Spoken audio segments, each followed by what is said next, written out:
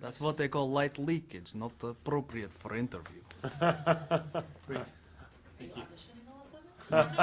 Maybe Black Sea 2? New submarine? Sorry. I mean, that's what the studio wanted me to do, you see. They wanted me to get a bunch of guys like you who do really bad Russian accents. Oh, great. And that's not even Russian.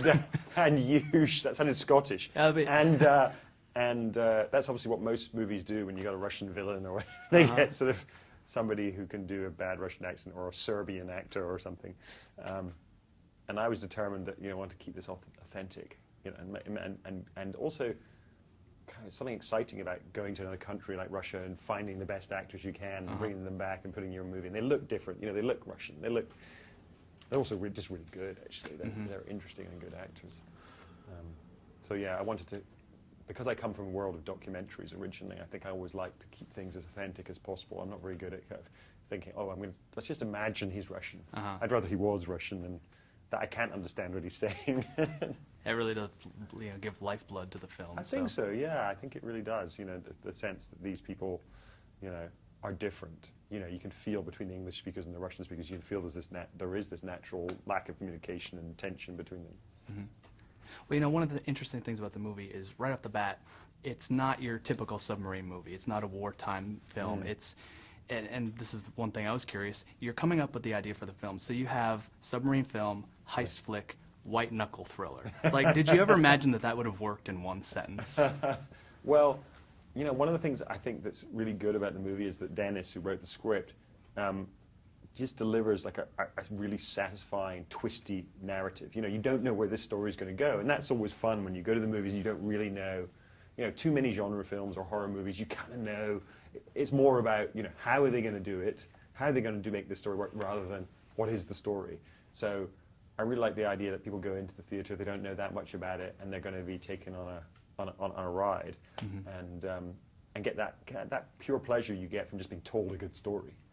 But I think that originally the idea was, I had this idea based on there was a Russian submarine accident, the Kursk disaster in 2000. A bunch of guys ended up in the bottom of the sea floor and couldn't be rescued, but they were only 100 meters down, which isn't very, 350 feet, but they couldn't be rescued. It's too deep. So, and they perished after a few days. And that was the original idea. I thought, well, there's an interesting movie to be made about people trapped in the bottom of the sea. They can't get out. They can't communicate with anyone, and they're going to have to use their own ingenuity to get out of there. And it's terrifying. I mean, who wants to be trapped in the bottom of the sea?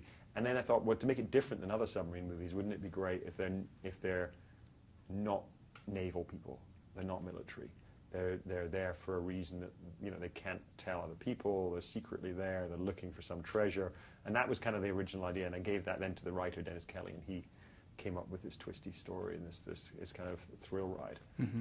And watching the trailer, I like that the trailer didn't give anything away. It was a really complex plot. It kept twisting. I'm not going to name characters, but when you reveal a little bit more about the plot, it becomes a whole new film.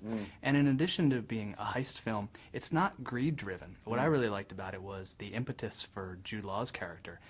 He says it's very impacting. I lost my family to this job, and it's the idea that you can give hours and years to a company, but in the end, we're all disposable. So he does something to protect his family. Yeah, it's the theme of. I guess of our times, of people being downsized, or people whose skills, they've built up these skills over years and years, but now suddenly, we don't need those skills anymore. We've got a computer that does that, or we're sending it to Korea, or whatever it is. And these guys are, in a way, the motivation behind this heist is we feel resentment towards the system that's screwed us over, and we're going to get our own back by getting this money that the rich people want, but we're going to get it for ourselves, and we're going to prove to everyone that we are real men and that we can do this. And but of course, on just a simple human level, the story is about how so many of us give our lives to our work and put too much focus onto our work. Absolutely, yeah. And nobody's ever going to be on their deathbed and saying, I wish I'd spent more time at the office.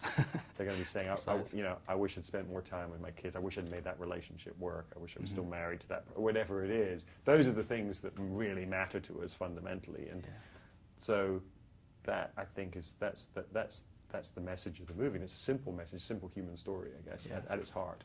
And it made it a lot more well-rounded, so I really like the direction on that. You know, like we were talking about, you got onto the sub pretty quickly. You bypass a lot of the setup and exposition. But when you're there, it becomes immediately tense. You have not only the plot, you have the music, which really complements it. But what really drives us is, you know, you're on a sub. Things only happen at a certain speed. But you give it such this, like I said, white-knuckle thrill ride. The most awe-inspiring part of the movie is when they're on the bottom of the seabed and they've got the gold. I mean, it's at a snail's pace, but I felt physically ill watching it. There's something like you're kind of squirming, really, you know? There's something really nice as a director to get to make a kind of action scene that moves really slowly.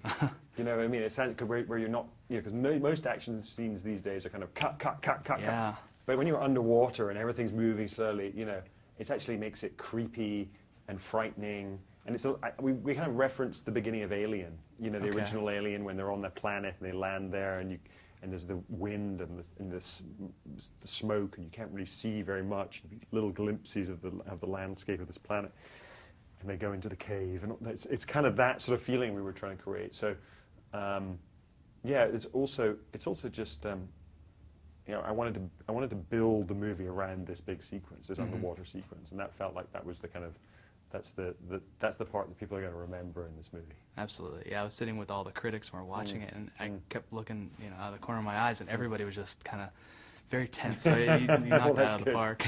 That's good. What are some of your inspirations? I took the ending. I really like the ending. Yeah. I don't want to give it away, but what were some of the ideas that you took from other films and maybe incorporated in this? Well, heist film or not? Yeah, I mean, I think that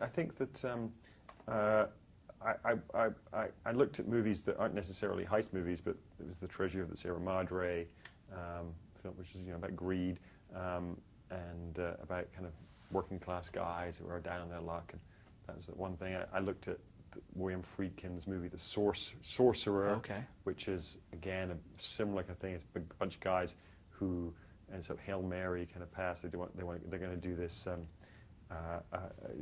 They're given this job to drive trucks with gelignite in them across a mountain to go.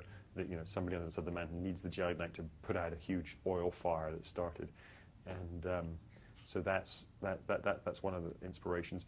And then it's the submarine movies like Crimson Tide, Das Boot, the great German submarine movie. So yeah, it was those sorts of things that were the big influences for me. Well, another thing is that you were talking about the authenticity early on. So you shot this on a real sub. You shot this on a stage in Pinewood. Talk about maybe the difficulties logistically shooting in a tin can, pretty much. Well, of course, you know, the great thing about submarine movies is that the environment, the claustrophobia of the environment, makes everything very tense. As soon as you're in a submarine, you're thinking, oh my God, something could go wrong, or, you know, what's going to happen?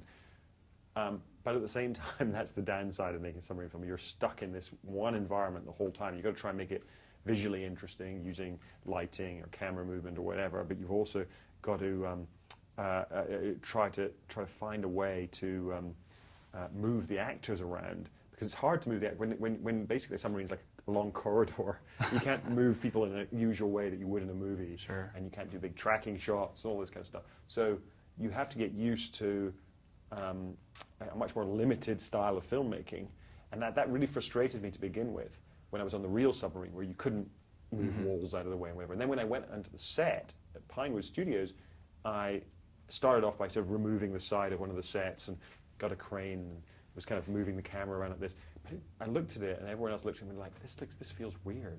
Now that we've taken away the side of the wall, and you know in your head that the camera's not in the sub and it couldn't be where it is because the water's meant to be out there, and those walls shouldn't move. It suddenly destroyed all the tension.